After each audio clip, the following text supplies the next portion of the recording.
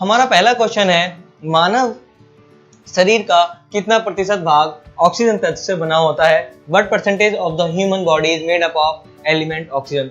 तो आप देखेंगे इसका आंसर है 65%। इसका आंसर हमारा क्या है? इसका आंसर है हमारा 65%। अगले क्वेश्चन की तरफ बढ़ते हैं। अगला क्वेश्चन है हमारा, श्वसन क्या है? जैसा कि अभी थोड़ी देर पहले ही मैंने बताया, श्वसन क्या है, रेस्पिरेशन क्या है? ग्लूकोज से टूट करके एनर्जी बनना। तो ये जो ग्लूकोज से टूट करके जो एनर्जी बनती है वो किस तरीके से बनती है? मान लीजिए ग्लूकोज है C6H12O6, हमारा ग्लूकोज का फॉर्मूला। ये जो है अल्टीमेटली हमें चाहिए एनर्जी, और एनर्जी हमारे किस फॉर्म में बनती है? एटीपी के फॉर्म में बनती है। इससे यहाँ पे हम क्या करेंगे, हम जब श्वसन करते हैं, रेस्पिरेशन करते हैं, तो उसमें एक प्रोसेस होती है ब्रीथिंग। ब्रीथिंग के केस में हम ऑक्सीजन लेते हैं, ऑक्सीजन को इनटेक करते हैं और CO2 को छोड़ते हैं। तो उस ऑक्सीजन को क्या काम होता है? वो ऑक्सीजन क्या करती है? इसके साथ रिएक्शन करती है। क्या करती है? इसके साथ रिएक्शन करती है और बाय प्रोडक्ट में क्या बनाती है? CO2। यानी कि यहाँ पे हम देखेंगे कि ग्लूकोज का क्या हो रहा है? ऑक्सीडेशन और ऑक्सीजन के साथ रिएक्शन होकर एनर्जी बन गई। तो ये कहलाती है हमारी oxidation reaction. I hope so ये क्लियर हो गया होगा आपको। चलिए नेक्स्ट क्वेश्चन की तरफ हम बढ़ते हैं। अगला क्वेश्चन है हमारा, माइकोप्लाज्मा द्वारा होने वाले रोग किस अंग पर नकारात्मक प्रभाव डालते हैं, यानी कि नेगेटिव इफेक्ट डालता है माइकोप्लाज्मा अगर किसी के बॉडी में चला जाए? माइकोप्लाज्मा ये मानिए कि बैक्टीरिया का एक छोटा भाई होता है, ठीक है। माइकोप्लाज्मा जो होता है वो मेनली अगर रेस्पिरेशन के थ्रू हमारे अंदर चला गया, ब्रीथिंग के थ्रू हमारे अंदर चला गया, तो सबसे पहले हमारे लंग्स को इफेक्ट करेगा। यानी कि यहाँ पे ऑप्शन देखेंगे हम, रेस्पिरेशन पहला ही ऑप्शन है, और पहला ही ऑप्शन क्या होगा हमारा? सही है, पहला ऑप्शन रेस्पिरेशन। रेस्पिरेशन को सबसे ज्यादा इफेक्ट करता है माइकोप्लाज्मा। अगला क्वेश्चन है हमारा, अवायवीय श्वसन निम्नलिखित में से किससे संबंधित है? Anaerobic respiration, anaerobic respiration. देखिए, वायवीय या फिर अगर हम बात करें वायवीय या एरोबिक, एरोबिक की खाली, तो इसका मतलब होता है एयर, एयर की प्रेजेंस। एयर मतलब ऑक्सीजन की प्रेजेंस में अगर कोई श्वसन होगा तो वायवीय कहलाएगा, और अगर नहीं होगा तो वो अवायवीय कहलाएगा। क्या कहलाएगा? अवायवीय। तो अवायवीय का मतलब ऑक्सीजन नहीं होगी, ऐसा रेस्पिरेशन कहलाता है। तो respiration in the absence of oxygen, यानी कि रेस्पिरेशन की अनुपस्थिति होगी। ए ऑप्शन हमारा यहाँ होता है सही। वायवीय में अगर यही क्वेश्चन हमारा वायवीय के लिए पूछा जाता या एरोबिक के लिए पूछा जाता तो आप लोग बताते कि ऑक्सीजन की प्रेजेंस में होगा ये। अगला क्वेश्चन देखते हैं। अगला क्वेश्चन है हमारा, निम्नलिखित में से किस जीव में श्वसन अंग होता है लेकिन मस्तिष्क की अनुपस्थिति होती है? विच of the following organism has respiratory organ but brain is absent? ऐसा कौन सा ऑर्गन है जिसमें ब्रेन नहीं होता बट रेस्पिरेटरी ऑर्गन्स प्रेजेंट होते हैं, अंग प्रेजेंट होते हैं? तो वो हमारा आता है स्टारफिश। ऑप्शन है हमारा स्टारफिश। अगला क्वेश्चन देखते हैं। अगला क्वेश्चन है हमारा, सफेद फेफड़े, व्हाइट लंग्स की बीमारी मुख्यतः किन श्रमिकों में पाई जाती है?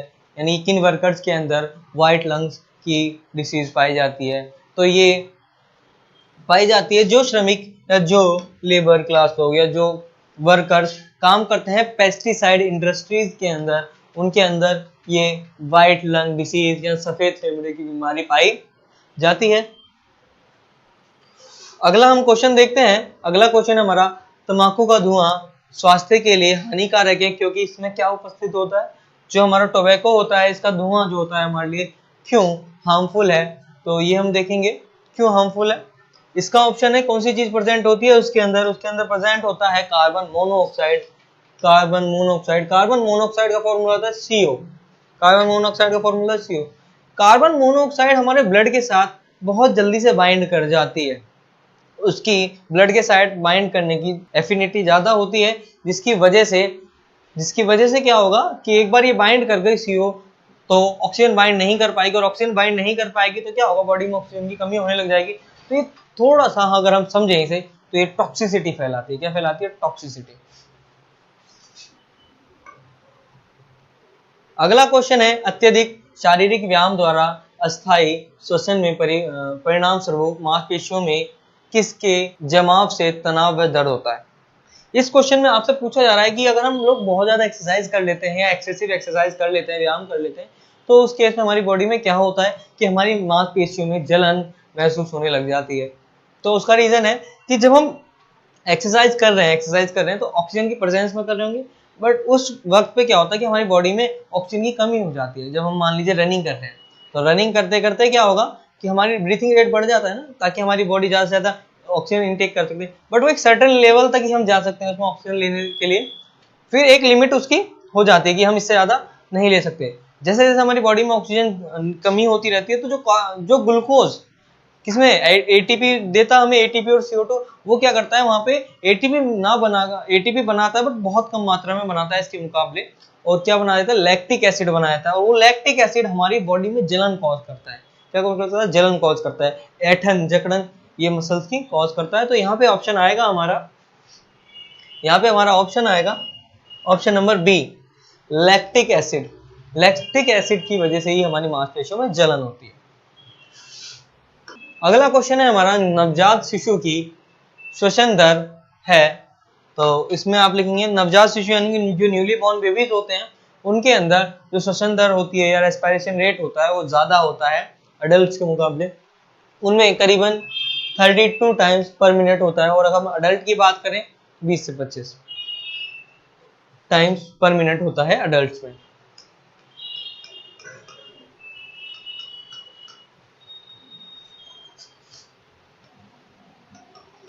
इन अडल्ट्स, ठीक है। अब हम बढ़ते हैं अगले क्वेश्चन की तरफ, और हमारा अगला क्वेश्चन है, मांसपेशियों की थकान किसके संचय के कारण होती है। मसल में जो हमारी थकान होती है वो किसकी वजह से होती है। सेम वही क्वेश्चन रिपीट हो रहा है जो अभी हमने थोड़ी देर पहले देखा था लैक्टिक एसिड वाला। इसका भी ऑप्शन क्या होगा, लैक्टिक एसिड की वजह से हमें जकड़न और थकान वगैरह महसूस होती है। अगले क्वेश्चन की तरफ पढ़ते हैं, शीत निद्रा की अवस्था में मेंढक निम्नलिखित में से किसके द्वारा श्वसन करता है। देखिए जो ये पूछ रहा है यहाँ पे, जो विंटर स्लीप होती है, विंटर स्लीप्स के अंदर जो मेंढक होता है, फ्रॉग होता है, वो किस तरीके से श्वसन करता है।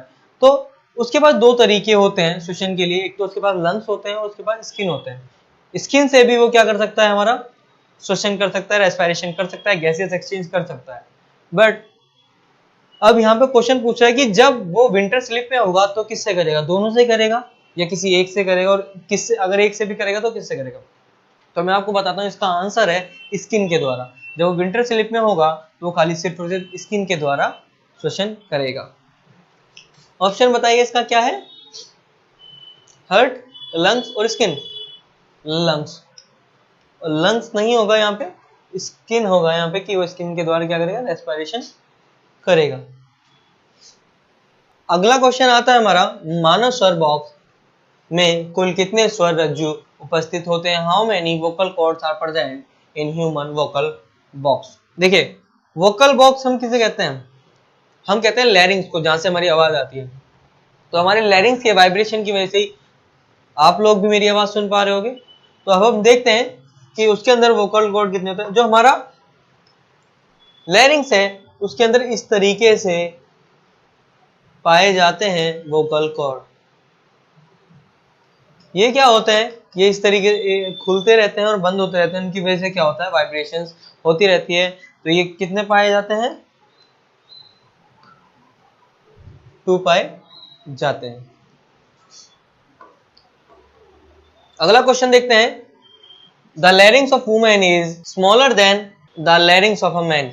जो फीमेल्स के अंदर जो लैरिंग्स पाया जाता है वो मेल्स के मुकाबले छोटा होता है, बट वो कितना छोटा होता है वो हम देखते हैं। ऑप्शंस में अगर हम देखें तो 5 mm छोटा होता है फीमेल्स के अंदर। फीमेल्स के अंदर कितना छोटा होता है, 5 mm। मेल्स के अंदर यही लैरिंग्स की लंबाई होती है तकरीबन 20 mm। तो अगर हम 5 mm घटाएं तो हमारा फीमेल्स में कितना आ जाएगा, 15 mm। लैरिंग्स किसमें पाया जाता है? फीमेल्स के अंदर। अगला क्वेश्चन है मानव में ध्वनि का उत्पादन के द्वारा होता है, तो बिल्कुल अभी मैंने बताया साउंड बॉक्स हमारा क्या कहलाता है? लैरिंग्स कहलाता है। तो यहाँ पे ऑप्शन होगा हमारा बी ऑप्शन होगा लैरिंग्स। लैरिंग्स के द्वारा ही हमारी साउंड निकलती है। अगला क्वेश्चन, पुरुषों में पाई जाने वाली कंठनलिका की लंबाई कितनी होती है? तो अगर फीमेल्स में 15 है तो यहाँ पे मेल्स के अंदर कितनी पाई जाएगी? 5 ज्यादा पाई जाएगी। और कितनी हो गई है? 20 mm। कितनी हो गई? 20 mm। अगला क्वेश्चन है, कोशिका के किस भाग में पायरुविक अम्ल टूटकर कार्बन डाइऑक्साइड जल व ऊर्जा में परिवर्तित हो जाता है? In which of the part of a cell pyruvic acid is broken down and converted into carbon dioxide, H2O and energy? तो इसका आंसर है हमारा माइटोकॉन्ड्रिया। माइटोकॉन्ड्रिया को हम अपनी बॉडी का पावर हाउस भी कहते हैं। पावर हाउस ऑफ सेल भी कहलाया जाता है। इसका रीजन है कि यहाँ पर क्या बनेगी? यहाँ पर बनेगी पावर यानी कि एनर्जी बनेगी। क्या बनेगी? एनर्जी। और एनर्जी किस फॉर्म में बनती है? हमारी एटीपी की फॉर्म में बनती है।